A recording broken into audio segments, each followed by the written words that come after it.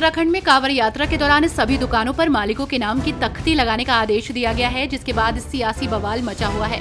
ऐसे में पूर्व मुख्यमंत्री अशोक गहलोत ने हाल ही में हुए लोकसभा और विधानसभा चुनावों में यूं तो बीजेपी को जीत हासिल हुई है, लेकिन पार्टी को कई ऐसी सीटें गंवानी पड़ी जो उसका गढ़ मानी जाती थी।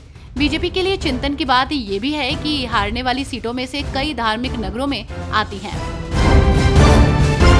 असम के मुख्यमंत्री हिमंत बिस्वा शर्मा ने जनसंख्या नियंत्रण के मुद्दे पर कांग्रेस नेता राहुल गांधी पर तंज कसते हुए कहा कि अगर वो इसके ब्रांड एम्बेसडर बन जाएं तो लक्ष्य हासिल हो जाएगा। हिमंत ने दावा किया है कि उनके राज्य में 2041 तक मुस्लिम आबादी बहुसंख्यक हो जाएगी। साथ ही उन्होंने कहा है कि राज्य सरकार ने आबादी को नियंत्रित करने के लिए कई कदम उठाए हैं।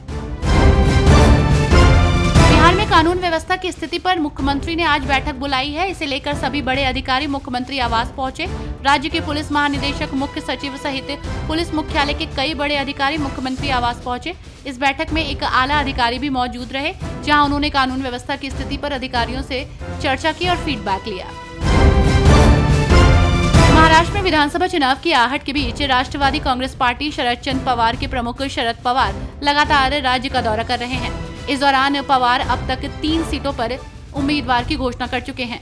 आज ही शरद पवार ने अहमदनगर जिले के अकोले निर्वाचन क्षेत्र से अमित भांगरे के नाम की घोषणा की और उन्हें लोगों से समर्थन देने की अपील की है।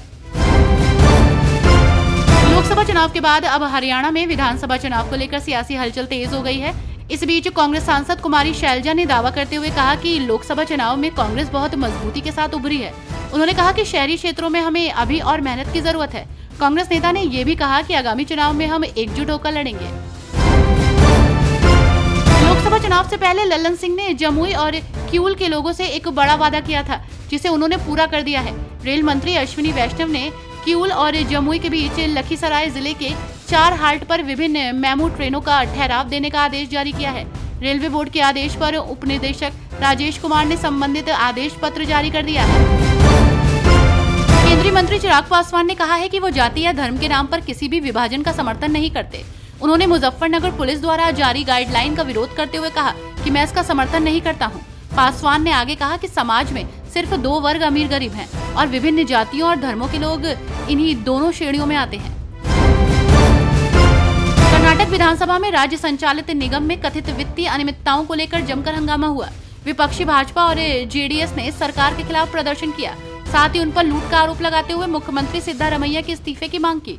वहीं सदन में विपक्ष के लगातार नारेबाजी के बावजूद सिद्धारमैया ने अपनी और सरकार का बचाव करने की कोशिश जारी रखी।